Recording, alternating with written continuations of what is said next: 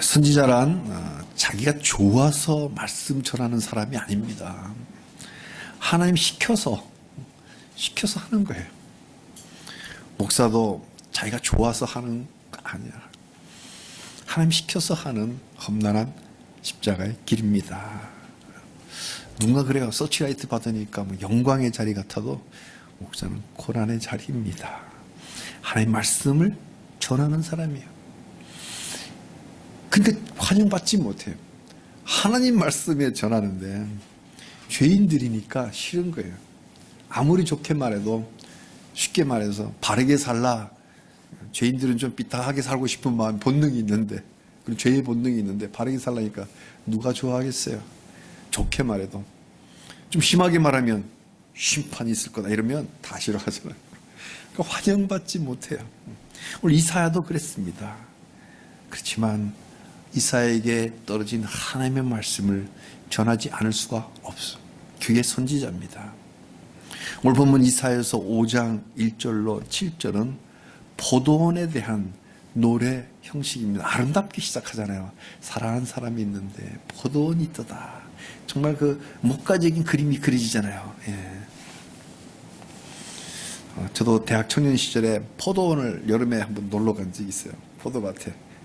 밀양인가? 그런데 청포도 친구들까지 가서 너무 맛있더라고요. 그 포도밭에서 따가지고 그렇게 이렇게 목가적인 아름다운 노래 속에 절절하게 들어있는 하나님의 마음이 담아있고 무서운 심판도 있고 또 기대도 있고 또 기다림도 있고 애타는 마음, 사랑하는 마음이 다 들어있는 아름다운 놀라운 하나님의 시입니다. 그 대상은 1차적으로 이스라엘 백성들이지만 이는 곧 오늘날의 우리 하나님의 백성 무리인 우리 성도들에게도 주시는 동일한 말씀입니다. 그래서 오늘 말씀을 여호와의 포도원이라는 제목으로 말씀 증거할 때에 각자에게 주시는 하나님의 음성으로 들으시기를 축복합니다. 선지자 이사야가 노래한 포도원은 이렇습니다. 한 사람에게 포도원이 있었습니다. 처음부터 포도원이 아니었습니다. 이 사람은 최선을 다해서 포도원을 가꾸었습니다. 더 이상 뭘 해줄 것이 없을 정도로 모든 걸 쏟아부어서 최고의 포도원을 일구었습니다. 일단 입지가 최고였습니다. 1절에 심히 기름진 산이라고 합니다. 높은 산이 아니라 이 산은 동산, 엉덩이 이런 구름 같은 그런 거야. 아주 기름진 구름을 입지를 정했어요. 포도 농장하기 가장 좋은 위치에다가 밭을 정한 거예요. 부동산에 관한 그 미국의 책 중에 이런 책이 있습니다. 제목이 로케이션. 책 타이틀이 그래요. 번역하면 위치. 뭐야? 부동산은 움직이지가 않잖아요. 그러니까 위치가 가장 중요하다는 거예요. 집값이 어디가 비싸요? 훌륭한 집이 비싼 게 아니고 로케이션이 좋은 곳이 제일 비싸요. 아무리 이렇게 허름하게 지어도 로케이션, 땅값이 제일 비싼 곳이 위치가 좋은 곳이에요. 그러니까 농지의 입지로서의 최고의 로케이션 어디예요? 기름진 곳이지. 사거리가 아니라 도심지가 아니라 기름진 땅이라야 영양가 많아. 포도가 잘 맺을 거잖아요. 포도하기 딱 좋은 햇빛과 온도와 기름진 땅. 그래서 이 사람이 가장 기름진 땅을 정했습니다. 이 사람은 또 땅만 기름지면 뭐예요? 뿌리가 잘 내려갈 수 있도록 땅속엔 돌이 있잖아요. 크고 작은 돌들이 있어요. 호미 갖고 막 그러면 돌이 수없이 나와요. 그래서 뿌리 잘 내리도록 돌들을 다 골라냈어요. 얼마나 힘들겠어요. 허리 아프게 땡볕에. 그래서 모자 쓰고 상상을 해보면 호미를 막 그래갖고 돌들을 다 뿌리가 내려갈 정도의 깊이까지 다.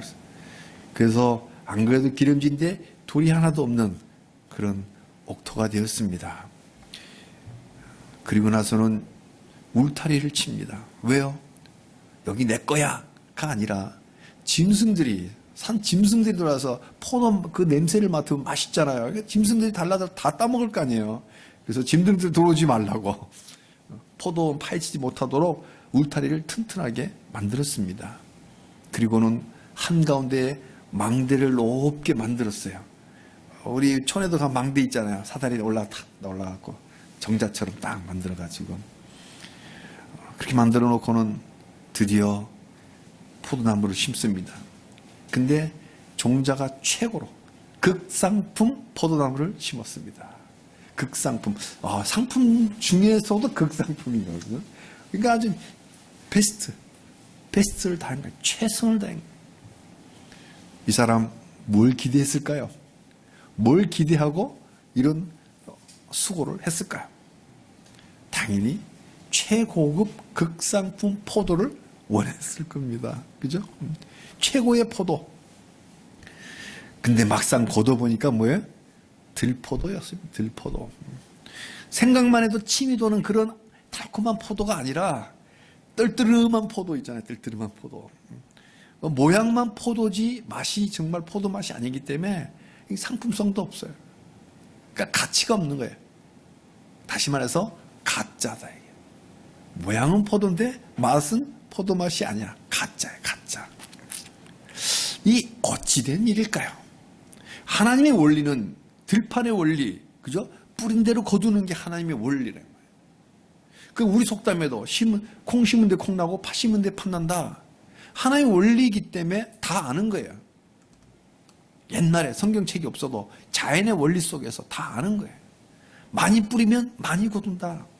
좋은 밭에 좋은 씨 뿌리면 좋은 곡식을 거둔다. 이게 하나님의 원리예요.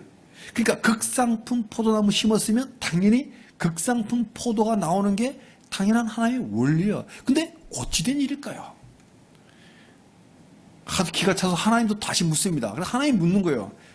4절에 좋은 포도 맺기를 기다렸거늘 들포도 맺으면 어찌 됨인고. 이거 하나님의 말씀이에요. 포도 그 농사꾼의 입을 통해서 지금 하나님도 이게 어찌 된 일이냐. 예루살렘 주민과 유다 사람들아 구하노니 사리를 판단하라. 자, 우리 한번 이야기 좀 해보자. 이스라엘 사람들, 유다 사람들아 어떻게 된 거야 도대체? 그 농부가 하나님께 물어야 되는데 거꾸로 하나님이 묻습니다. 이게 도대체 어떻게 된 일이냐? 그 원인이 7절에 나옵니다. 여호와의 포도원은 이스라엘의 족속이요. 그러니까 여기서부터 벌써 비유한 걸 알죠. 아까는 시였는데 이제는 하나 시가 이제 해석이 되잖아요. 포도원이라고 했던 그 시구가 사실은 이스라엘 족속이었다. 시를 해석해 주는 거예요. 그러면 그 포도 농장 속에 심겨져 있는 극상품 포도나무는 유다 사람이다. 이스라엘 족속이라고 하는 그 민족 안에 유다 사람들. 북쪽엔 북이스라엘 있었잖아요. 남유다. 그래서 사랑하는 유다 사람들이었다. 그렇다면 그까지 해석을 해줬다면 하나님이 기대한 좋은 포도란 무엇을 비유했을까요? 다 비유니까 농장은 이스라엘 족속, 포도나무는 유다 사람. 그럼 포도는 뭘까? 포도는 그 유다 사람들이니까 하나님의 백성이니까 하나님을 닮은 대로 하나님의 형상대로 정의와 공의가 나와야 됩니다. 극상품 포도란 하나님이 기대한 포도란 정의와 공의예요. 유다 사람들은 정의로운 나라를 만드는 대신에 사람들을 포악하게 해서 무고한 피를 흘리게 했습니다. 유다 사람들은 공의로운 나라를 만드는 대신에 서민들을 울부짖게 학대했단 말이에요. 그 결과 하나님이 경고합니다. 계속 들포도 맺으면 계속 포악하게 하고 서민들을 울부짖게 만들면 내가 너희들 공의롭고 정의롭게 나라를 만들고 살라고 했는데 계속 들포도 맺으면 울타리 걷어버리겠다. 울타리 걷으면 어떻게 될까요? 들짐승 들어오죠. 들짐승을 막 들어와가지고 파헤치는 거예요. 우리가 길 가다 큰 개를 이렇게 서로 마주쳐도 겁나지 않아요? 저도 겁나던데.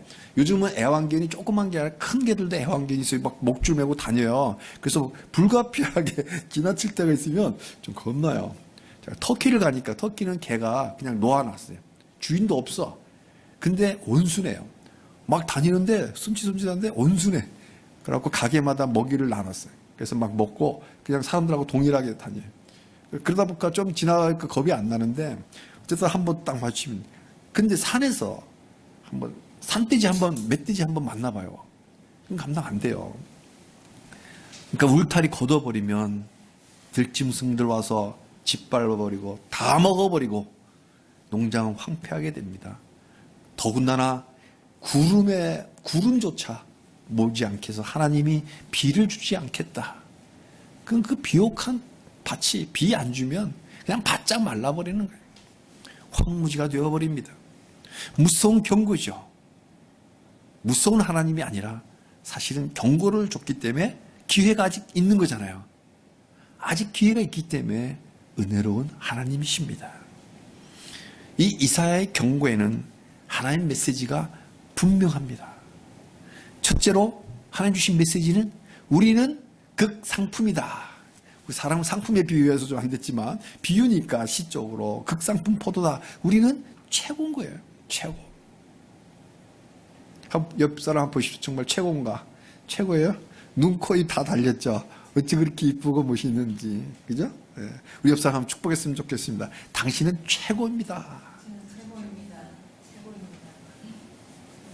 왜요? 당신의 얼굴 속에 하나님의 형상이 담겨있기 때문에 그렇습니다. 그래서 저는 상상을 해봅니다. 영의 몸이 어떻게 생겼을까? 아, 우리가 보이는 지금 육체의 모양처럼 하나님의 모양이 생겼겠구나. 제가 참 놀라는 게 있습니다. 유비쿼터스란 말이 한때 유행을 했고 지금도 들어가죠. 그래서 유비쿼터스가 스마트가 됐잖아요. 유비쿼터스가 라틴어예요. 라틴어. 이거는 꼭 전자공학 학생들만 쓰는 용어가 아니에요. 우리 스마트폰 다 있잖아요. 스마트가 똑똑하다는 거잖아요. 그러니까 유비쿼터스는 없는 데가 없는 편지하신 신학적 용어예요. 사실은 하나님이 없는 곳이 없다. 그러니까 이 스마트폰 속에 보이는 기계는 눈에 보이지만 보이지 않는 통신망과 지능들이 다 있는 거예요. 그러니까 보이지 않는 것과 보이는 것이 같이 다 결합되어 있는 거예요. 그러니까 우리 육체 속에 보이지 않는 신성이 결합되어 있는 유비쿼터스 스마트한 하나님의 최걸작품 바로 우리입니다. 여기서 농부는 하나님입니다. 극상품 포도나무는 바로 우리예요. 유다라겠잖아요. 우리 유다의 영적 후손들이거든요. 하나님 특별하게 선택한 백성들, 하나님의 성도 바로 우리들입니다. 분명 우리를 포도나무 중에 최고급으로 심으셨어요. 이건 창세기에 분명히 기록되신 바입니다. 우리 이 말씀을 이렇게 아시는 말씀이지만 극상품에 대한 깊은 하나님의 비유를 좀 알았으면 좋겠어요. 창세기 1장 26절에 우리의 형상을 따라 우리의 모양대로 우리가 사람을 만들자. 그리고 2장 7절에 뭐라고 그래요? 여호와 하나님이 땅의 흙으로 사람을 지어놓고 생기를 코에 불어넣으시니 사람이 생명이 되리라. 그렇습니다. 우리는 하나님이 만드신 피조물 중에 최고의 걸작품, 최고의 극상품 포도나무라고 시적 언어로 비유한 거예요. 생물학적으로는 우리가 다른 척추동물과 육체가 비슷하잖아요. 집에 있는 강아지나 개도 척추뼈 다 있고 머리 있고 손발 다 있고 그렇게 척추동물과 비슷하지만 생물학적으로는 전혀 다른 존재예요. 왜? 우리 사람에게만 우리 영혼에 하나님의 형상을 심어놨기 때문에 하나님의 도장이 찍혀 있어요. 우리 동물들도 하나님이 다 창조하신 피조물이지만 유일하게 우리 사람만이 하나님 형상대로 하나님 모양대로 하나님의 생기가 들어와 있는 생명입니다. 그래서 극상품이라고 이야기합니다. 우리 하나님의 그 성령의 생기가 우리 들어왔다는 걸 상징적인 행동을 한번 체험학습하기 위해서 한번 이렇게 숨을 한번 들여봤으면 좋겠어요. 한번 같이 한번 해보시기 바랍니다. 예, 이게 체험학습이에요. 마치 이렇게 상징적인 행동이에요. 우리 주님이 하나님의 생명을 우리 코에 확 불어넣어 주시단 말이에요. 그래서 강아지들이 숨 쉬는 거하고 달라요. 같은 호흡동물이지만은, 호흡이지만은, 하나님의 성령이 우리 안에 들어와 있단 말이에요. 그래서 우리는 하나님의 최고의 걸작품입니다. 그런데요, 이 최고의 걸작품을 광야에 두지 않았어요. 극상품 포도나무를 어디 심었다고요? 가장 기름진 동산에 심은 거예요. 최고를 최고에. 우리의 원래 고향은 낙원이었습니다. 지금 이런 험악한 세상이 아니었어요. 꿈에도 그려볼 에덴 동산, 그곳에 하나님과 함께 늘 산책했던 꿈의 낙원입니다. 이 청계산에 가다 보면 이렇게 낮은 쪽 보면 이렇게 오르락내리락 하는 곳이 있어요. 이렇게 산책로처럼 얼마나 이쁜지 몰라요. 그런 산책로를, 숲속을 하나님과 함께 동해 거닐었다고요. 얼마나 좋아요. 여기가 바로 낙원입니다. 우리가 원래 거기에 심겨졌던 거예요. 그리고 그곳에 망대도 만드셨어요. 망대도. 농부가 망대에 올라가서 요즘 도시에서 자란 사람들은 그런 추억이 없을 거예요. 근데 농촌에서 자란 친구들은 어릴 때 그 망대에 올라가서 거기서 잠도 자고 엄마가 주는 참도 먹고 뭐 그랬던 기억들이 있을 거예요. 직접 경험 안 해서 상상을 한번 해보자고요. 망대에 올라가서 딱 보면 어떻게 해요? 포도가 다 보여요. 왜 다 보여요? 다 보이게 만들어요? 물론 방법 목적. 짐승도 못 오게 하고 서리도 많이 해가면 손실이 크잖아요. 서리도 적당히 해야지. 그래서 누가 못 오도록 이렇게 누가 감시하기도 하고. 그렇지만 그런 목적도 있지만 사실은 올라가서 포도를 전체를 훑어볼 때 마음이 어떨까요? 저 포도가 아주 이렇게 맛있게 연그는 걸 보면 마음이 어떨까요? 좀 즐겁고 기쁘잖아요. 그죠? 그 즐기는 거예요. 그 올라가서. 거기서 힐링하는, 거기서 보면서 너무 기뻐서. 거기서 참도 먹고, 또 뜨거운 한낮이면 또 잠도 자고, 그죠? 낮잠도 자고, 또 일어나니까 보니까 좀 즐겁고, 기쁘고. 이런 즐거운 것이에요. 그게 뭘 말해요? 하나님이 우리와 교제하길 원하시는 거예요.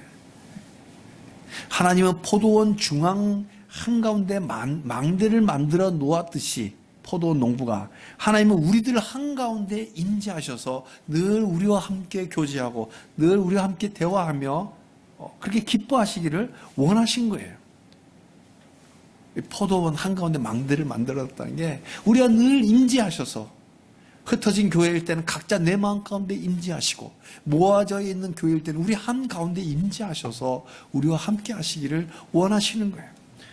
그게 하나님이 기대했던 바예요. 정작 하나님은 우리에게 무엇을 기대했을까요? 최고로 기름진 동산에 포도나무를 심었듯이 우리를 이 낙원인 에덴 동산에 이끄셨고 기름진 동산에 극상품 포도나무를 심었듯이 우리를 하나님의 형상대로 하나님의 모양대로 하나님의 생기를 불어넣어 주셨습니다. 그러면 우리에게 무슨 열매 맺기를 기대했을까요? 우리가 맺어야 할 극상품 포도란 바로 하나님의 형상, 하나님의 모양, 하나님의 생기 그대로이지 않겠어요? 하나님의 형상대로 맺어라 열매를 맺기를 원한 거예요. 그게 바로 뭐야? 정의로운 나라, 공의로운 나라를 이루고 살기를 기대하셨습니다. 정의와 공의가 키워드예요. 아웃풋은 정의와 공의, 인풋은 하나님의 형상,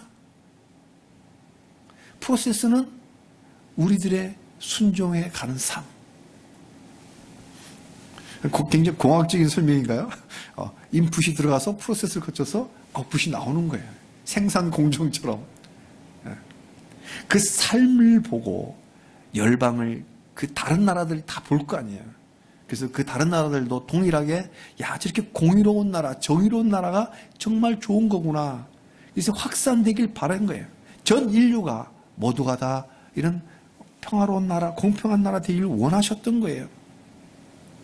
온 열방이 하나님 나라로 새 창조되기를 바라시며 1차로 이스라엘을 선택해서 그 나라를 먼저 이루도록 사명을 주신 거예요. 이스라엘만의 하나님이 아니시란 말이에요. 인류의 하나님이라고요. 근데 모델링으로 제일 먼저 1차로 선택됐을 뿐인 거예요. 하나님이 우리에게 기대하셨던 정의란 무엇일까요? 좀 더 깊이 알아보기 위해서 원어 성경을 펼쳐보았습니다. 히브리어 원어로는 미시파트라고. 히브리어는 한문처럼 오른쪽에서 왼쪽으로 가요. 그래서 읽기를 앞에 여기서부터 해요. 미시파트라고. 우리말로 정의로 번역되어 있습니다. 영어로는 justice. 영어 성경이 번역이 꽤 많아요. 우리보다 훨씬 버전이 많습니다. 한 10대까지 돼요. 근데 보니까 영어 성경 거의 다가 justice로 번역되어 있어요. 동일한 단어, justice로 번역됐어요. justice가 뭐예요? 정의, 공의, 법, 심판 뭐 이런 뜻이죠. 그래서 법을 다루는 것도 justice라 그래요. 법무부를 영어로 번역하면 justice. 법원 다 이런 곳이에요. 판단하는 것. 왜? 정의로 올라오면 기준이 있어야 될 거예요. 법. 하나님의 기대는 우리가 법치국가로 살기를 원하셨어요. 어떤 두목이 나타나서 멋대로 살아가기를 원하시 않았다 이거예요. 법치국가로 정의롭게. 뭐가 정의냐고 서로 정의라고 하면 말이 안 되잖아요. 그러니까 캐논이 필요하니까 법이 있는 법이. 그래서 법치주의를 하나님이 원하신 거예요. 하나님을 사랑하고 이웃을 사랑하라는 법을 제일 먼저 주셨죠. 하나님 먼저 법을 주셨어요. 그게 뭐예요? 십계명. 법 중에 법. 십계명이 바로 함무라비 법전도 이 십계명에서 따온 거예요. 하나님을 사랑해라. 이웃을 사랑하라. 이 기본법을 십계명으로 주셨습니다. 그러니까 각 나라에게 다이버시티를 인정해 주는 거예요. 다양성을 주되 이 모법인 십계명을 그 아래에서 너희들 그 풍토에 맞게끔 너희들 구미에 맞게끔 아주 다양하게 법을 만들어라. 근데 정의롭게 만들어라. 저스티스. 미시파트. 그래서 그 법대로 나라를 다스려서 모든 사람들이 공정하게 재판받아서 무고하게 피 흘린 사람 없게 해라. 왜요? 정의가 하나님의 형상이기 때문에 하나님의 형상대로 지음받은 우리는 이 정의라는 극상품 포도를 맺는 것은 너무나 당연합니다. 그런데 이스라엘은 이 사명을 외면했어요.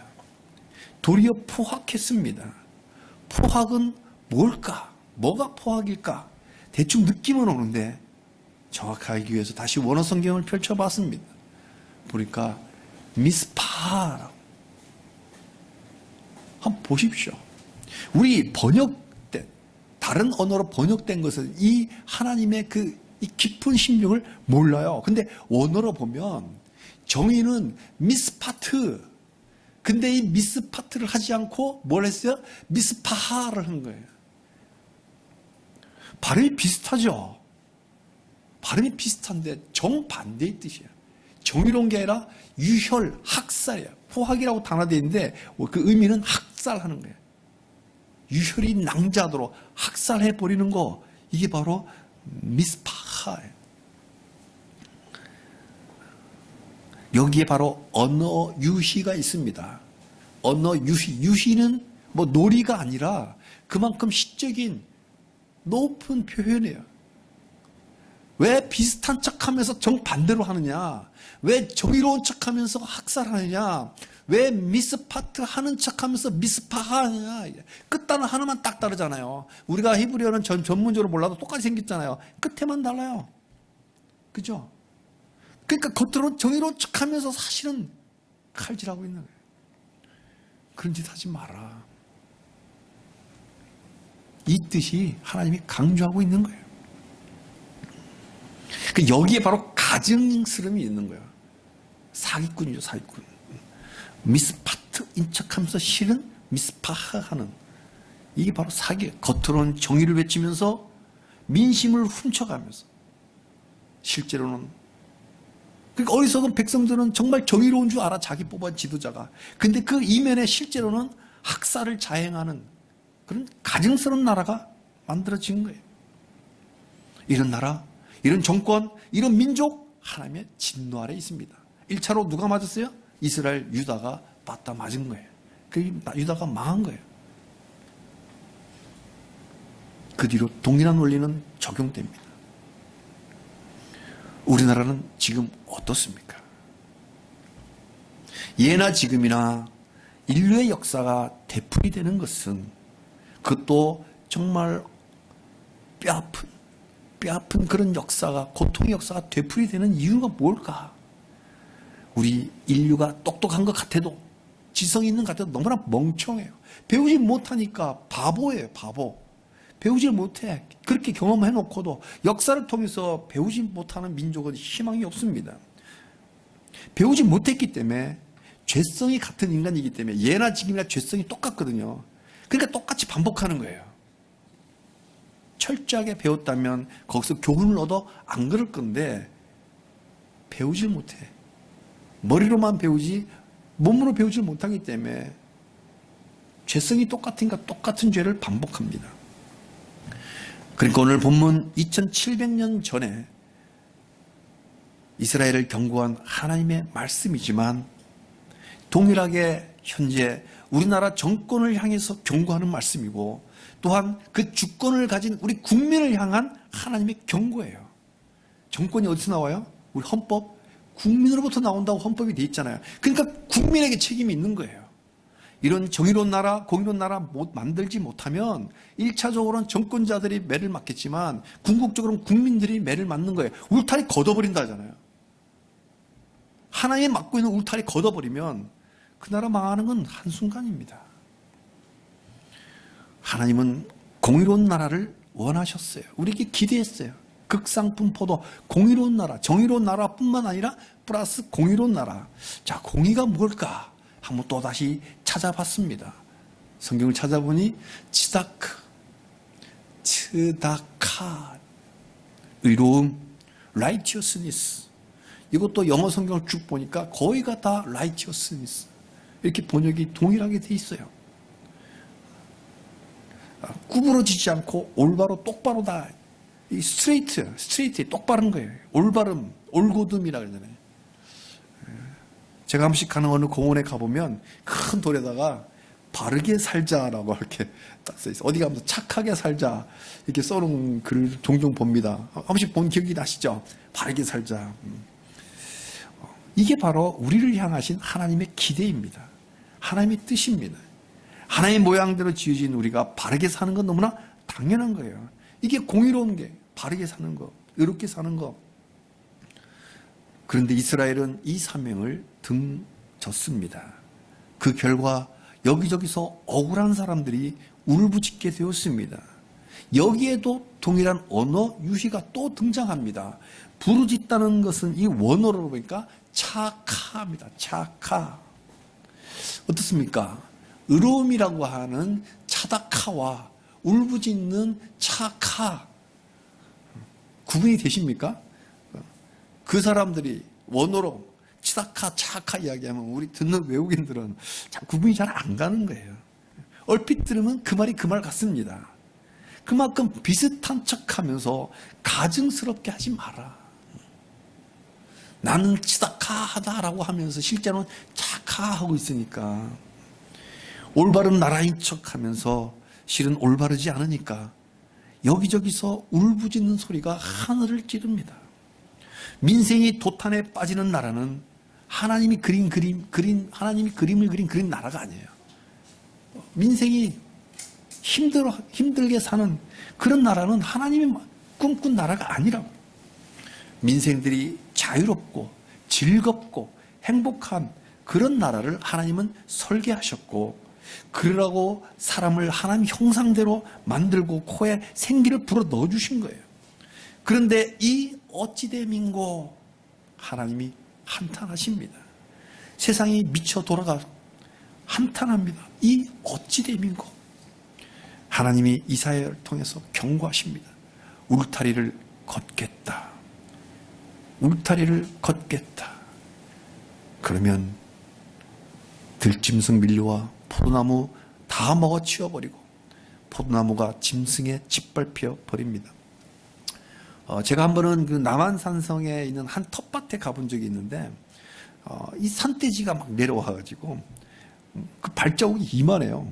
푹푹 쌓였는데 그 밭이 텃밭이 쑥대밭이 되어버리는 거예요. 그걸 보면서 야, 그 산돼지의 그 위력을 제가 느꼈어요. 발자국이 이만한 거예요. 발자국 같아. 그게 막 팍팍팍 밟아버리니까 밭이 다 못 쓰게 돼버렸어요. 하늘에 구름을 다스리신 우리 하나님이 구름 안 보내줍니다.